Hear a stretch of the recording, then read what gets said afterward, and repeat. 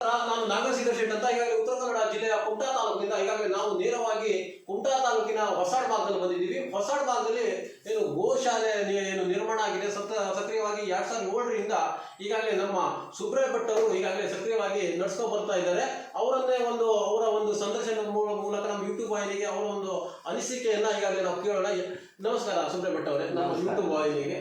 ಈಗಾಗಲೇ ನೀವು ಈ ಒಂದು ಗೋಶಾಲೆಯನ್ನು ಮಾಡಿದ್ರಲ್ವಾ 2007ರಿಂದ ಮಾಡಿ, ಅದ್ರ ಬಗ್ಗೆ ನಿಮ್ಗೆ ಯಾವ ರೀತಿ ಆಸಕ್ತಿ ಬಂತು? ನಮ್ದಿದು 2007ರಲ್ಲಿ ಒಂದು ಗೋಯಾತ್ರಾ ಅಭಿಯಾನ ಮಹಾಭಿಯಾನ ಮಾಡಿದಾಗ ಗುರುಗಳು ಕುಮಟಾದಲ್ಲಿ ಒಂದು ದೊಡ್ಡ ಕಾರ್ಯಕ್ರಮವನ್ನು ಮಾಡಿದ್ರು. ಆವಾಗ ಅಲ್ಲಿ ನಮ್ಮ ಮುರಳೀಧರ ಪ್ರಭು ಅವರ ಹತ್ರ ಅವರ ಅಧ್ಯಕ್ಷತೆಯಲ್ಲಿ ನಡೆದಂತಹ ಕಾರ್ಯಕ್ರಮ ಅದು. ಆಮೇಲೆ ಅದು ಕಾರ್ಯಕ್ರಮದ ಒಂದು ಫಲಶ್ರುತಿಯಾಗಿ ನಾವು ಏನ್ ಮಾಡೋದು ಅಂತ ಹೇಳಿ ಗುರುಗಳಲ್ಲಿ ಕೇಳಿದಾಗ ನೀವೊಂದು ಗೋ ಬ್ಯಾಂಕ್ ಅನ್ನು ಮಾಡಿ ಹೊಸಾಡಿನಲ್ಲಿ ಅಂತ ಹೇಳಿ ಮಾರ್ಗದರ್ಶನ ಮಾಡಿದ್ರು. ಅದರಂತೆ ನಾವು 2007ರಿಂದ ಹಲವಾರು ಸಂತರ ಒಂದು ಮಾರ್ಗದರ್ಶನದಲ್ಲಿ, ಮುಖ್ಯವಾಗಿ ನಮ್ಮ ಗುರುಗಳ ರಾಘವೇಶ್ವರ ಭಾರತಿ ಮಹಾಸ್ವಾಮಿಗಳ ಮಾರ್ಗದರ್ಶನದಲ್ಲಿ ಇಲ್ಲಿ ಗೋ ಬ್ಯಾಂಕ್ ಅಂತ ಮಾಡಿ ಅದರನ್ನ ಪ್ರಾರಂಭ ಮಾಡಿ ಇಲ್ಲಿವರೆಗೆ ನಡೆಸಿಕೊಂಡು ಬರ್ತಾ ಇದ್ದೇವೆ. ಮುರಳೀಧರ ಪ್ರಭು ಅವರು ಇದರ ಅಧ್ಯಕ್ಷರಾಗಿ ಪ್ರಾರಂಭದಿಂದ ಇಲ್ಲಿವರೆಗೂ ನಮ್ಗೆಲ್ಲ ಮಾರ್ಗದರ್ಶನ ಮಾಡ್ತಾ ಬರ್ತಾ ಇದ್ದಾರೆ. ಹಾಗೆ ನಾವು ಕೋಶಾಧ್ಯಕ್ಷರಾಗಿ ಅವರೊಟ್ಟಿಗೆ ಇದ್ದೇವೆ. ಹಾಗೆ ಹಲವಾರು ನಮ್ಮ ಸಮಿತಿ 21 ಜನರ ಸದಸ್ಯರ ಒಂದು ಸಮಿತಿ ಇದೆ, ಅವರೆಲ್ಲ ಸೇರಿ ಗೋ ಬ್ಯಾಂಕ್ ಅನ್ನು ನಡೆಸ್ಕೊ ಬರ್ತಾ ಇದ್ದಾರೆ. ಇದರ ಸ್ವರೂಪ ಅಂತ ಹೇಳಿದ್ರೆ ನಾವು ಈ ಹಣಕಾಸಿನ ವ್ಯವಹಾರ ಏನಿಲ್ಲ ಇದರಲ್ಲಿ. ಏನಿದ್ರು ಕೊಡ್ಕೊಳ್ಳೋದು ಗೋವಿನ ಮುಖಾಂತರನೇ, ಆ ಒಂದು ಕಾನ್ಸೆಪ್ಟ್ ಇದು ನಮ್ದು. ಹಾಗಾಗಿ ಗುರುಗಳ ಮಾರ್ಗದರ್ಶನವೂ ಅದೇ ಇದೆ. ನಾವು ಎಲ್ಲ ಕಡೆ ಗೋಶಾಲೆ ಅಂತ ಮಾಡ್ತೇವೆ, ದನಗಳನ್ನು ಸಾಕ್ತೇವೆ, ಆ ತರದ್ದಲ್ಲ ಇದು. ಇದೊಂದು ಸ್ವಲ್ಪ ವಿಭಿನ್ನವಾಗಿ ಇರಲಿ, ಇದು ಗೋವಿನ ವ್ಯವಹಾರಕ್ಕಾಗಿ ಇರಲಿ ಅಂತ ಹೇಳಿದ್ರೆ ಇದು ಗೋ ಬ್ಯಾಂಕ್ ಅಂತ ಕರೆಸ್ಕೊಳ್ಳಿ ಅಂತ ಹೇಳಿ ಭಾರತೀಯ ಗೋ ಬ್ಯಾಂಕ್ ಅಂತ ಹೇಳಿ ನಮ್ಮ ಗೋಶಾಲೆಗೆ ಅವರೇ ಹೆಸರು ಕೊಟ್ಟಿದ್ದಾರೆ. ಅದರಂತೆ ನಾವು ಈಗ ನಡೆಸ್ಕೊ ಬರ್ತಾ ಇದ್ದೇವೆ ಇಷ್ಟು ವರ್ಷದಿಂದ. ಆಯ್ತು, ಈಗಾಗಲೇ ನೀವು ಹೊಸನಗರದಲ್ಲಿ ನಿಮ್ ಗುರುಗಳು ಏನಿದ್ದಾರಲ್ಲ, ಆ ಗುರುಗಳ ಅವರಲ್ಲಿ ಗೋಶಾಲೆ ಇದೆ ಅಂತೆ, ಅಲ್ಲಿಂದ ಹಸುಗಳು ತರುವಂತದ್ದೆಲ್ಲ ಇದು ಕಾರ್ಯವೈಖರಿ ನಡೀತದ್ಯಾ ಇಲ್ಲಿ? ಅಲ್ಲಿಂದ ತರುವುದಿಲ್ಲ. ಇಲ್ಲಿ ಏನಿದ್ರು ರೈತರೇ ಸಾಕ್ಲಿಕ್ಕೆ ಆಗದೆ ಇದ್ದಂತದ್ದನ್ನ ಇಲ್ಲಿ ಬಿಡುವಂತದ್ದು, ಮತ್ತೆ ಅವರಿಗೆ ಅನುಕೂಲವಾಗುವಂತದ್ದು ಏನಾದ್ರು ನಮ್ಮಲ್ಲಿ ಇದ್ರೆ ಅದನ್ನ ಯಾವುದೇ ಹಣಕಾಸಿನ ವ್ಯವಹಾರ ಇಲ್ಲದೆ ಆ ತರದಲ್ಲಿ ಅವರಿಗೆ ಕೊಡ್ತೇವೆ ನಾವು.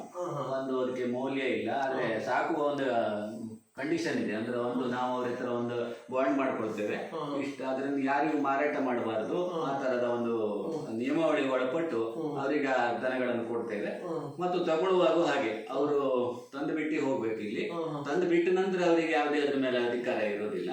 ನಂತರ ಗೋಶಾಲೆ ಅದನ್ನ ನಿರ್ವಹಣೆ ಮಾಡುತ್ತೆ ಆ ದನಗಳಂತ. ಆಯ್ತು, ಈಗಾಗಲೇ ಅದು ಸತ್ತವಾಗ ಅಂತ್ಯ ಸಂಸ್ಕಾರಕ್ಕೆ ತಮ್ಮನ್ನ ತಿಳಿಸ್ತಾರ ಹೇಗೆ ಅವರು? ಅಂತ್ಯ ಸಂಸ್ಕಾರ ನಾವೇ ಮಾಡ್ತೀವಿ ಇಲ್ಲಿ. ಒಳ್ಳೆ ರೀತಿ ಅದಕ್ಕೆ ಏನೆಲ್ಲ ನಮ್ಮ ಅಲ್ಲ, ನಾ ಹೇಳ್ತಿರುವಂತದ್ದಲ್ಲ, ಅದು ಸತ್ತೋದು ನೀವು ಕೊಟ್ಟಿರುವಂತ ಗೋಗಳು ಇರ್ತಾವಲ್ವಾ, ಅದು ಅಂತ್ಯ ಸಂಸ್ಕಾರ ಯಾವ ರೀತಿ ಮಾಡಿಸ್ತೀರಾ? ಅಲ್ಲೇ ಅವರೇ ಮಾಡ್ತಾರೆ. ಅದನ್ನ ಮಾಡಿದ ಬಗ್ಗೆ ಅವ್ರು ನಮ್ಗೆ ಮಾಹಿತಿ ಹಂಚಿಕೊಡ್ತಾರೆ. ಮತ್ತೆ ಎಲ್ಲೂ ಅವರು ಅದನ್ನು ಮಾರಬಾರ್ದು ಅಂತ ಹೇಳಿ ನಾವು ಅವ್ರಿಗೇನು ಕಂಡೀಷನ್ ಹಾಕಿರ್ತೇವೆ, ಅದರಂತೆ ಅವರು ಅದನ್ನು ನಡ್ಕೊಳ್ತಾರೆ. ನಿಯಮಾವಳಿಗಳಿವೆ, ನಾವು ಆಗಾಗ ಅಲ್ಲಿ ಭೇಟಿ ಕೊಟ್ಟು ನೋಡ್ತೇವೆ ಏನ್ ಮಾಡ್ತಾ ಇದ್ದಾರೆ ಇವರು ಅಂತ ಹೇಳಿ ಅದನ್ನ ಎನ್ಕ್ವೈರಿ ಮಾಡ್ತಾರೆ. ಈಗಾಗಲೇ ಅವ್ರು ಸತ್ತವಾಗ ನಿಮ್ಗೆ ಕಡ್ಡಾಯವಾಗಿ ಕರೀತಾರ ಹೇಗೆ ಅವರು? ಇಲ್ಲ, ಅದಿಲ್ಲ, ಹಾಗೇನಿಲ್ಲ, ತಿಳಿಸ್ತಾರೆ ಅವರು ನಮ್ಮ ಗೋ ಬ್ಯಾಂಕಿಗೆ. ನೀವು ಕೊಟ್ಟಂತ ಗೋಗಳು ಮುಕ್ತ ಆಗಿದೆ, ಅದು ತೀರ್ಕೊಂಡಿದೆ, ನಾವು ಅದನ್ನ ಅಂತ್ಯ ಸಂಸ್ಕಾರ ಮಾಡ್ತೇವೆ ಅಂತ ಹೇಳ್ಕೊಂಡು ಮಾಡ್ತೀವಿ. ಕೆಲವೊಂದು ಜನ ಮೋಸ ಮಾಡುವಂತ ಸಾಧ್ಯತೆಗಳು ಕೂಡ ಇರ್ತಾವಲ್ಲ? ಮೋಸ ಮಾಡೋ ಸಾಧ್ಯತೆಗಳು ಇರೋದಿಲ್ಲ. ಯಾಕೆಂದ್ರೆ ನಾವು ಮಧ್ಯ ಅವರಂದ್ರ ಕೇಳಿರ್ತೇವೆ, ಹೇಳಿರ್ತೇವೆ, ನಮ್ಮ ದನಗಳ ಒಂದು ನಿಗಾ ನಮ್ಮ ಹತ್ರ ಇರುತ್ತೆ, ನಮ್ಮ ಕಾರ್ಯಕರ್ತರಿದ್ದಾರೆ ಆ ಭಾಗದಲ್ಲಿ, ಅವರೆಲ್ಲ ನೋಡಿರ್ತಾರೆ. ಇದೆಲ್ಲ ಒಂದಿಷ್ಟು ಗುಣಮಟ್ಟ ಇದೆ. ಇನ್ನೂ ಅದ್ರ ಹೊರತಾಗಿ ಅವ್ರು ಮಾಡಿದ್ರೆ ಅದು ನಮ್ಮ ಕಾರ್ಯವ್ಯಾಪ್ತಿ ಒಳಗಲ್ಲ, ಹೊರಗಡೆ ಏನಾದ್ರು ಆ ತರ ಮಾಡ್ಕೊಂಡಿರ್ತಾರೆ. ಆಯ್ತು, ಈಗಾಗಲೇ ನೀವು ಒಂದು ಗೋಶಾಲೆ ವಿಷಯಕ್ಕೆ ಸಂಬಂಧಪಟ್ಟಂತೆ ಈಗ ಸರ್ಕಾರದ ವತಿಯಿಂದ ಏನಾದ್ರು ನೀವು ಫಲ ಎಕ್ಸ್ಪೆಕ್ಟ್ ಮಾಡ್ತೀರಾ? ಯಾಕಂತ ಕೇಳಿದ್ರೆ ಅಭಿವೃದ್ಧಿ ಒಂದು ನಿಟ್ಟಿನಲ್ಲಿ ಸರ್ಕಾರ ಇದಕ್ಕೆ ಮಾಡ್ಲಿಕ್ಕೆ ಬೇಕು ಅಂತ ಹೇಳಿದ್ರೆ ಪ್ರಾಣಿಗೊಂದು ಬದುಕು ಹಕ್ಕಿದೆಯಲ್ಲ, ಆ ಒಂದು ಕಾಯ್ದೆ ಹಕ್ಕಿನ ಅಡಿಯಲ್ಲಿ ಅವಕ್ಕೂ ಬದುಕು ಪ್ರಾಣಿಗಳವು ಹಕ್ಕಿನ ಆ ಒಂದು ಅಡಿಯಲ್ಲಿ ಕಾಯ್ದೆಯನ್ನು ಮಾಡಿ ಸಂಸ್ಕಾರ ಇದಕ್ಕೆಲ್ಲ ತುಂಬಾ ಅನುಕೂಲವನ್ನು ಮಾಡಿಕೊಟ್ರೆ ಸರ್ಕಾರಕ್ಕೂ ತುಂಬಾ ಲಾಭ ಇದೆ. ಜನರಿಗೆ ಅದರಿಂದ ಉದ್ಯೋಗ ಸೃಷ್ಟಿ ಆಗತ್ತೆ, ಭೂಮಿಯ ಫಲವತ್ತತೆ ಆಗತ್ತೆ. ಇಂಥದೆಲ್ಲ ರಾಶಿ ವಿಷಯಗಳು ಅದರಲ್ಲಿ ಇರೋದ್ರಿಂದ ಸರ್ಕಾರ ತುಂಬಾ ಇದಕ್ಕೆ ಅನುದಾನವನ್ನು ಕೊಟ್ರೆ ಅನುಕೂಲ. ನಮ್ಮ ಗೋಶಾಲೆಗಳಿಗೂ ಒಂದ್ 2-3 ವರ್ಷ ಆ ತರ ಬಂದಿತ್ತು ಅನುದಾನಗಳು. ಅದು ಏನು ತುಂಬಾ ಕಮ್ಮಿ ಮೌಲ್ಯ ಬಂದಿತ್ತು.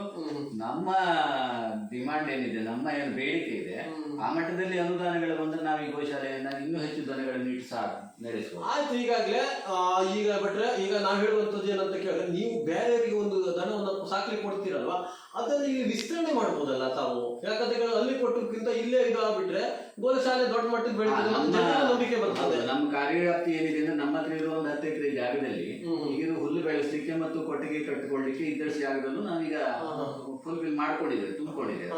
ಇನ್ನೂ ಒಂದು ಸ್ವಲ್ಪ ಜಾಗಗಳಲ್ಲಿ ಎಲ್ಲಾದ್ರೂ ಸಿಕ್ಕಿದ್ರೆ ಮತ್ತು ಅನುದಾನಗಳದ್ದು ಇದರಲ್ಲಿ ವಿಷಯ ಇದೆ. ನಾವೀಗಾಗಲೇ 100% ಜಲದಿಂದ ಸಂಗ್ರಹಿಸಿ ಮೇವನ್ನ ಹಾಕ್ತಾ ಇದ್ದೇವಲ್ಲ, ಅದು ಆ ಮಟ್ಟದಲ್ಲಿ ನಮ್ಮ ಹತ್ರ ಮಾಡ್ಲಿಕ್ಕೆ ಸಾಧ್ಯತೆ ಇರುವಷ್ಟಕ್ಕೆ ನಾವು ಈಗಾಗಲೇ ಮಾಡ್ಕೊಂಡಿದ್ದೇವೆ.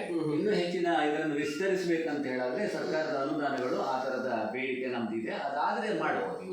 ಆದ್ರೆ ಈಗಾಗಲೇ ನಿಮ್ಮ ಕೆಲವೊಂದು ಹಿಂದೂಪರ ಸಂಘಟನೆಗಳು ಗೋವನ್ನ ರಾಷ್ಟ್ರೀಯ ಪ್ರಾಣಿಯನ್ನಾಗಿ ಮಾಡಬೇಕು ಅನ್ನೋದು ಒಂದು ಕೂಗು ಕೇಳಿ ಬರ್ತಾ ಇದೆ. ಅದ್ರ ಬಗ್ಗೆ ತಾವು ಯಾವ ರೀತಿ ಅಭಿಪ್ರಾಯ ವ್ಯಕ್ತಪಡಿಸ್ತೀವಿ? ಸರಿ ಇದೆ. ಗೋ ಪುರಾಣ ಇತಿಹಾಸ ಯಾವ ವೇದ ಕಾಲದಿಂದನೂ ಗೋವೇ ನಮ್ಗೆ ಎಲ್ಲದಕ್ಕೂ ಪೂಜನೀಯ. ಅಂದ್ರೆ ಏನೋ ಒಂದು ಕಾರ್ಯಕ್ರಮ ಮಾಡೋದಿದ್ರು ಗೋ ಪೂಜೆ ಮಾಡಿ ಶುರು ಮಾಡೋದು, ಅಥವಾ ಗೋವಿನ ಒಂದು ಗೋಮೂತ್ರ ಇರಲಿ ಇಲ್ಲ ಇನ್ನು ಏನೇ ಇರಲಿ ಅದು ಹಾಕಿ ಪರಿಶುದ್ಧ ಮಾಡುವಂಥದ್ದು. ನಾವೀಗಾಗಲೇ ನಮ್ಮ ಮಠದಲ್ಲಿ ಕೆಲವು ನೋಡ್ತೇವೆ, ಪೂಜಾ ಸಮಯದಲ್ಲಿ ಗೋಗಳನ್ನೆಲ್ಲ ಓಡಾಡುದು, ಅದು ಅತ್ಯಂತ ಶ್ರೇಷ್ಠ ಅಂತ. ಯಾಕೆ ಅಂತ ಹೇಳಿದ್ರೆ ಗೋ ಓಡಾಡಿದ ನೆಲನೇ ಪರಿಶುದ್ಧ ಅಂತ ವೇದನೆ ಹೇಳಿದೆ. ಅಂತ ಒಂದು ಕಾರ್ಯಕ್ರಮ ನಮ್ದು. ಹಾಗಾಗಿ ಗೋವು ಬೇಕೇ ಬೇಕು ಎಲ್ಲ ಕಡೆ. ಆದ್ರೆ ಈಗಾಗಲೇ ಕೆಲವೊಂದು ಕಡೆ ದುರ್ಘಟನೆಯಲ್ಲಿ ಗೋವುಗಳು ಹಲವು ಗೋಗಳು ಸಾವನ್ನಪ್ಪುತ್ತವೆ. ಯಾಕಂತ ಕೇಳಿದ್ರೆ ಹೈವೇಲಿ ಆಗಿರ್ಬೋದು, ಅವರಿಗೆ ಯಾವ ರೀತಿಯ ತಾವು ಜಾಗೃತಿಯನ್ನ ಮೂಡಿಸುವಂತ ಅಭಿಯಾನವನ್ನೇ ನಾನು ಮುಂದಿನ ಕೈಗೊಳ್ತೀನಿ. ಯಾರೆಲ್ಲ ಗೋಪಾಲಕರು ಇದ್ದಾರ ಅವ್ರು ಆತರ ಬಿಡಬಾರ್ದು ಜನಗಳನ್ನ. ಯಾಕೆಂತ ಹೇಳಿದ್ರೆ ಆತರ ಬಿಡುವುದರಿಂದ ರಾತ್ರಿಗಳಲ್ಲಿ ಸಹಜವಾಗಿ ಅದು ಆಕ್ಸಿಡೆಂಟ್ ಆಗ್ಬಿಡುತ್ತೆ. ಆದ್ರೆ ಎಷ್ಟು ಕಾಳಜಿ ಮಾಡಿದ್ರು ಈಗಾಗಲೇ ನಾವು ಅದಕ್ಕೆ ಒಂದು ಕೋಲಾರ ಪಟ್ಟಿಗೆ ಲೈಟ್ ಕಾಣುವಂತದ್ದನ್ನೆಲ್ಲ ಹಾಕ್ತಾರೆ. ಎಂತ ಹಾಕಿದ್ರು ಸಾಕುವವರು ಇದ್ದಾರಲ್ಲ, ಅವರನ್ನು ಬಿಡಬಾರ್ದು. ಬಿಡಾಡಿ ದನಗಳನ್ನ ಮುನ್ಸಿಪಾಲಿಟಿಯವರು ಅಥವಾ ಯಾರೋ ಅದನ್ನು ರಕ್ಷಣೆ ಮಾಡೋ ಜವಾಬ್ದಾರಿಯನ್ನು ತಗೋಬೇಕು, ಅಂದ್ರೆ ಮಾತ್ರ ಅದು ರಕ್ಷಣೆ ಆಗುತ್ತೆ. ಈಗ ಸರ್ಕಾರಕ್ಕೆ ನೀವು ಆ ಬೇಡಿಕೆಯನ್ನ ಇಡ್ತಾ ಇದ್ದೀರಾ? ಹೌದೌದು, ಸರ್ಕಾರಕ್ಕೆ ನಮ್ದು ಬೇಡಿಕೆ ಇದೆ. ಯಾವುದೇ ದನಗಳನ್ನ ಬಿಡಾಡಿ ಬಿಟ್ಟದ್ದನ್ನ ಯಾವ್ದೇ ಮಾಲೀಕರಿಲ್ಲ ಅಂದ್ರೆ ಸರ್ಕಾರಕ್ಕೊಂದು ವ್ಯವಸ್ಥೆ ಮಾಡಬೇಕಂತ ಮಾಡಬೇಕಾಗ್ತದೆ. ಇಲ್ಲ ಅಂದ್ರೆ ಅವ್ರು ಗೋಶಾಲೆ ಕೊಟ್ಟು ಆ ಗೋಶಾಲೆಯ ಅದರ ನಿರ್ವಹಣೆ ವೆಚ್ಚವನ್ನ ಅಲ್ಲಿಂದ ಕೊಟ್ರೆ ನಾವು ಗೋಶಾಲೆಯವರು ಅದನ್ನ ನಿರ್ವಹಣೆ ಮಾಡ್ತೇವೆ. ಕೋಶಾಧ್ಯಕ್ಷರು ಅಭಿನಂದನೆಗಳು. ಈಗಾಗಲೇ ಸುಬ್ರಾಯ ಭಟ್ ಅವರೇ, ಈಗಾಗಲೇ ಕೋಶಾಧ್ಯಕ್ಷರು ಸುಬ್ರಾಯ ಭಟ್ ಅವರು ತಮ್ಮ ಮನದ ಅನಿಸಿಕೆಯನ್ನ ಈಗಾಗಲೇ ನಮ್ಮ ಯೂಟ್ಯೂಬ್ ವಾಹಿನಿಗೆ ಮಂದಾಳದ ಮಾತನ್ನು ಹಂಚಿಕೊಂಡಿದ್ದಾರೆ. ಯಾಕಂತ ಕೇಳಿದ್ರೆ ಈಗಾಗಲೇ ಸರ್ಕಾರಕ್ಕೂ ಕೂಡ ಅವರು ಬೇಡಿಕೆಯನ್ನ ಇಡ್ತಾ ಇದ್ದಾರೆ. ಯಾಕಂತ ಕೇಳಿದ್ರೆ ರಾಷ್ಟ್ರೀಯ ಪ್ರಾಣಿಯನ್ನಾಗೂ ಕೂಡ ಗೋವನ್ನ ಮಾಡಬೇಕು. ಮತ್ತೇನಂತ ಕೇಳಿದ್ರೆ ಹೆಚ್ಚಿನ ದಾನಿಗಳು ಈ ಒಂದು ಏನು ಗೋಶಾಲೆ ಬೆಳೆಸೋದ್ರಲ್ಲಿ ಎಲ್ಲರೂ ಕೂಡ ಒಂದು ಪ್ರಮುಖ ಪಾತ್ರವನ್ನು ವಹಿಸಬೇಕು ಅಂತ ಒಂದು ನಮ್ಮ ಯೂಟ್ಯೂಬ್ ವಾಹಿನಿಗೆ ಅವರು ಹಂಚಿಕೊಂಡಿದ್ದಾರೆ. ಅಭಿನಂದನೆಗಳು. ಹಾಗೆ ನಮ್ಮ ಗೋಶಾಲೆಯನ್ನ ವಿವೇಕ್ ಭಟ್ ಅಂತ ಹೇಳಿ ಮ್ಯಾನೇಜರ್ ಇದ್ದಾರೆ, ತುಂಬಾ ವ್ಯವಸ್ಥಿತವಾಗಿ ಅವರು ವಾಟ್ಸ್ಆಪ್ ಗ್ರೂಪ್ ಅನ್ನೆಲ್ಲ ಮ್ಯಾನೇಜ್ ಮಾಡ್ತಾ ಇದ್ದಾರೆ. ಸಾಮಾಜಿಕ ಜಾಲತಾಣ ಅವರನ್ನ ನಾವು ಮುಂದೆ ಸಂಪರ್ಕಿಸಿ.